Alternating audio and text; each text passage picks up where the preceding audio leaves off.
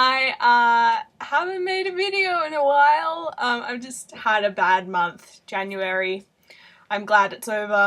I first want to say a thank you to Jane at Yes Miss Jane. She gave a shout out to me recently in one of her videos, and thank you! I will link her channel below, you should check her out. She's another Australian. So I have some book reviews. I didn't read much in January. I think I read like 5 books and 2 of them were Harry Potter, so I'm not actually really going to talk about them. So only 3 books, and I'm going to try and keep the reviews pretty short. Firstly, I have a reread for me. I hate that word, reread. The Graveyard book by Neil Gaiman.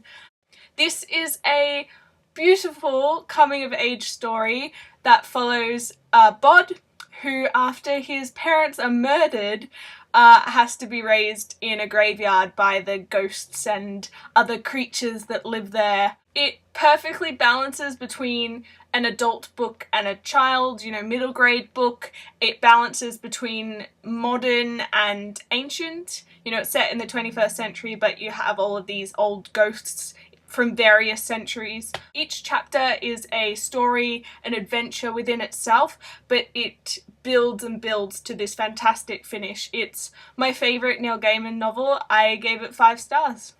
Next, I have How I Became a Famous Novelist by Steve Hely. This is a brilliant satire on best-selling novels that is part satire, part story. We follow the character of Pete, who, after getting an invitation to an ex-girlfriend's wedding, decides to write a best-selling novel, become rich and famous, and show her up at her own wedding. We get pulled into this over-the-top world of publishing that is shown through the eyes of this unlikable, pathetic, cynical asshole who is extremely entitled considering he hasn't accomplished much in his life. I felt like Hely was mocking that very particular type of, privileged white male just as much as he was mocking best-selling novels. I found it extremely enjoyable. It's actually my favourite new book that I've read this year. I gave it 4 stars. And lastly, I have Yes Please by Amy Poehler.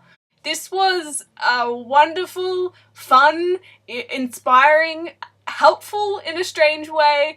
I highly recommend listening to the audiobook because that's what I did, and I really think she conveys her personality and her type of humour well through her voice. She also had guests, such as Seth Meyers came in and they had a bit of back and forth, which was fun, and her parents came in and they read sections that they had written themselves. I would have liked it to have been a bit more personal. It stayed pretty light considering it was a memoir, but having said that, she's also a comedian, so and I respect her choice to keep things private. I gave it 3 stars. So that's it. Those are the books I read in January. I also read Harry Potter 5 and 6, but I'm going to wait until I've read Harry Potter 7 and just review all 3 of them in one video. Thank you for watching. Bye.